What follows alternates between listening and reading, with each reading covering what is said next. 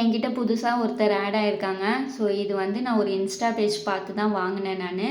இதோட ப்ரைஸ் வந்து 300 வருது ஷிப்பிங்கோடு சேர்த்து. இதோட பேர் வந்து quick threading device, Jack quick threading டிவைஸ்ன்னு வருது. ஸோ இவன் என்னென்னலாம் வேலை பண்ணுறான்னு பார்க்கலாம். பேக் சைடு வந்து மேக்னெட் இருக்குது. ஸோ அது மிஷின் பக்கத்தில் வைக்கும் போது அப்படியே கம்ப்ளீட்டாக ஒட்டிக்குது. ஸோ எடுக்கிறதுக்குமே ரொம்ப கஷ்டமாக இருக்குது. அந்தளவுக்கு டைட்டாக மேக்னெட்டாக கரெக்டாக இருக்குது. ஸோ இது வந்து இப்படி மிஷின் பக்கத்தில் ஃபுட்டர் பக்கத்தில் வைக்கும் போது கரெக்டாக சீம் அலவன்ஸில் ஸ்டிச் பண்ணுது.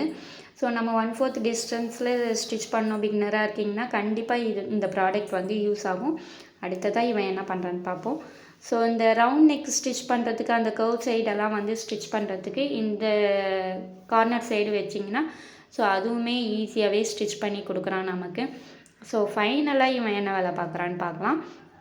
ஸோ அதுக்கு வந்து பார்த்திங்கன்னா த்ரெட்டு வந்து ஊசியிலேருந்து அடிக்கடி கழண்டுச்சுன்னா அடிக்கடி கோக்கிறதுக்கே ரொம்ப கஷ்டமாக இருக்குது. ஒரு சிலருக்கு ஈஸியாக கோத்துடுறீங்க, ஒரு சிலர் சரியாக தெரியல அப்படின்றவங்க வந்து கோக்கிறதுக்கு கஷ்டமாக இருந்ததுன்னா இவனை வச்சு நம்ம யூஸ் பண்ணிக்கலாம் ஊசியில் நூல் கோக்கிறதுக்கு.